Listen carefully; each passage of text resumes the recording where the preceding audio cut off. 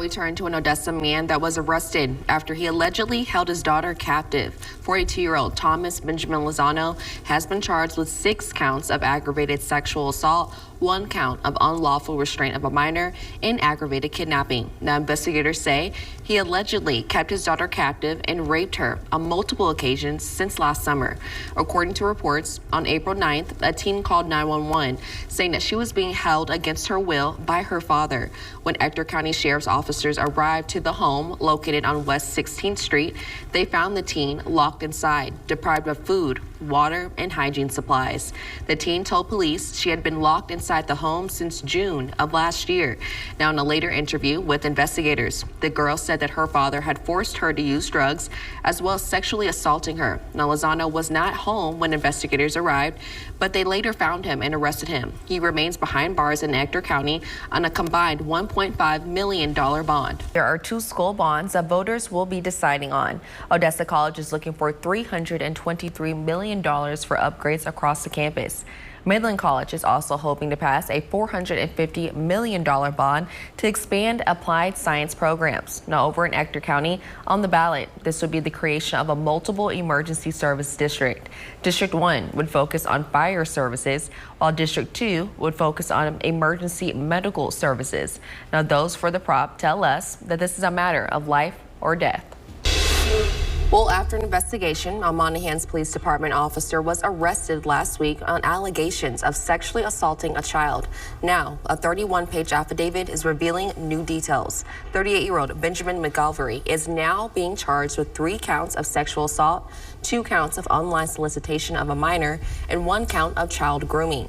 Now, this investigation was performed by DPS and the Monahans Police Department. Officers learned that in December of 2021, McGalvery allegedly met with his 13-year-old victim on an app called Grindr and continued to have contact as well as sexual relations with the child until late last year. Now, the victim told investigators that they had had sex with McGalvery at the animal shelter where the man was employed, as well as at a nearby park. Now, McGalvery reportedly told police that he was unaware of the child's age at the time that they met back in 2021. Now, he has since been arrested and placed on administrative leave. Pending investigation is still ongoing. We're here live at MAF right now. I'm Rick Dorsey. As you can see behind me, we're waiting for President Trump to arrive here on his private plane. Now, little is known about the former president's arrival. What we do know is that he'll be attending a private fundraising event with prices ranging for attendance $25,000 and up. Now, that's just to attend the event. Now, we'll be sure to cover that coverage as soon as we know more. But as of right now, we do know that Highway 191 is completely shut down and backed up with heavy police presence from DPS as well as state troopers to make sure that former President Trump has a safe arrival. Now, I'm going to take a step out of frame right now, guys. As you can see, we're still waiting. We do see that Secret Service is right now waiting for his arrival. We haven't seen his plane arrive just yet, but when we do, we'll be sure to give you that live coverage right here on ABC Big 2 News. Well, good morning, guys. We're joined live in studio with Regina Stock. She's the owner of Paramedical Tattoo. And as you guys know, this month is October and it's Breast Cancer Awareness Month. And she has a tattoo service, basically, that you cover up scars. So kind of talk to me about that. What does that look like for the healing process and kind of covering up those scars? Absolutely. So a lot of people have the misconception that this is just a regular tattoo, like I'm putting a flower over your scar. And that is not what's going on. It's not what it is, no. So we're actually camouflaging the scar into the surrounding skin. So it looks like it was never there. Oh, okay. So it's tattooing like a regular tattoo machine, but we go in with ink to camouflage it as well. And so we go every 6 to 8 weeks. You'll have a session. The sessions are very quick, but this way it allows the ink to settle under the skin and disperse so it heals looking more natural. Okay, perfect. So yeah, so it's a process. It's not a one and done thing like a regular tattoo. I was just going to ask, so is it multiple sessions or what does that look like? Yes, so it's multiple sessions. So, and we're hoping for next year to add areola reconstruction to that list of services. So for breast cancer survivors, it's a great service because you could start now by getting the scars camouflaged and then next year add the areola reconstruction to that. That's actually beautiful. I'm sure that's everything for those women's confidence. So kind of talk to me, is it also for if someone is recovering from either a breast cancer or like either a C-section or anything like that? Can you cover up other scars or is it only for breast cancer? No, ma'am. It's for every scar.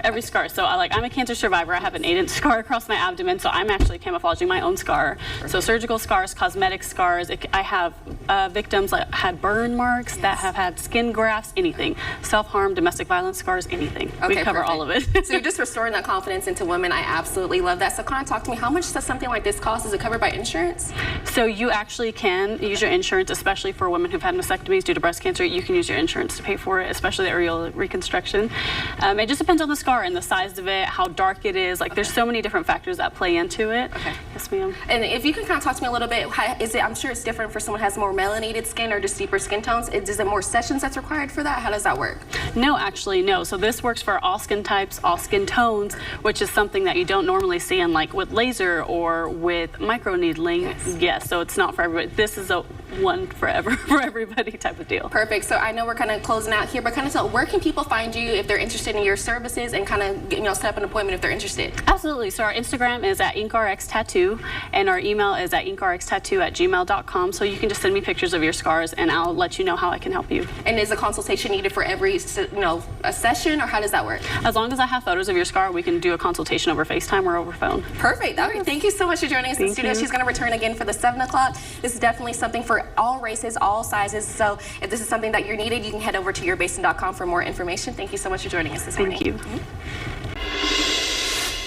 Well, good morning, guys. I'm joined here live in studio with Tom from Faith Inclusion Network. He's the executive director, and he's here to tell us all about the work that you guys are doing here in the Basin. How are you doing this morning? Doing great, doing great. Perfect. So tell me, what is the Faith Inclusion Network? The Faith Inclusion Network is a nonprofit, a 501c3, that helps churches and other faith communities include people with disabilities. Perfect. So kind of tell me, what's the history of this? How did this come into inception? Well, a mom had a teenage daughter who had autism, and so she could not find a place to worship. Her name was Karen Jackson, and as she tried to attend Catholic churches, most would not work with her, but she finally found one that said, you know, we don't have all the answers, but we'll figure it out. And that's all she needed. And she thought, well, you know, there are a lot of other families going through the same situation. So that set her on a quest to really find those families and to work with other churches.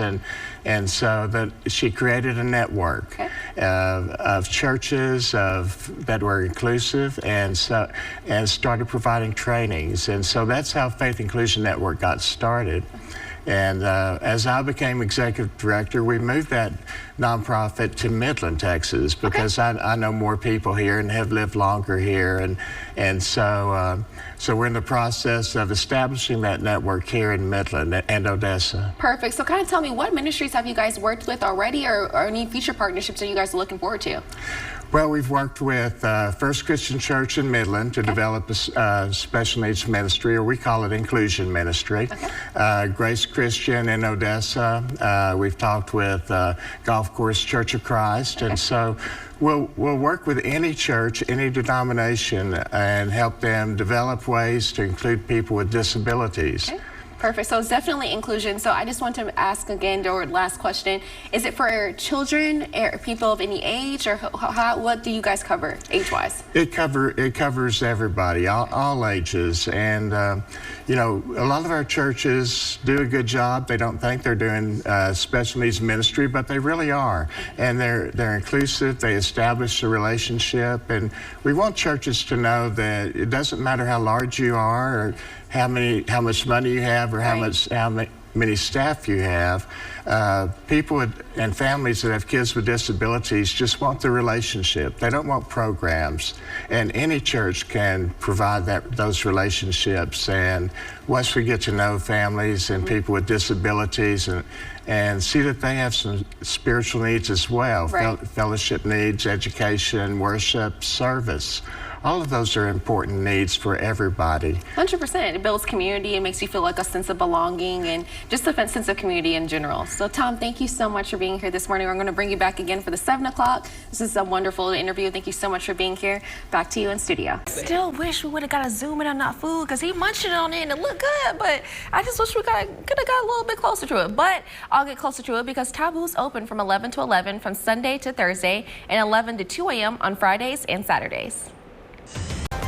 Well, good morning, West Texas. Thank you so much for joining us. I'm Ray Dorsey. And I'm Chandler Foreman, and we have a packed show for you in a full house today. Full house. So excited to have everyone back. Right. Everywhere Is a heart. Wait, what's that, Full House? Is that Full House, or did I make the wrong? I think That's Full House. That's right. Because they turn and do this? Yeah. Okay. Well, time to get to it. J. Blige has said, the sound of the rain. against my window pane. And so I knew it was such a serenade. Yes, you were expecting it. Oh, we want the funk. Hey, you gotta have that funk. Oh. Speaking of the phone, what we got going on outside, Bridget? Yes, today's the day where you want to wear your deodorant.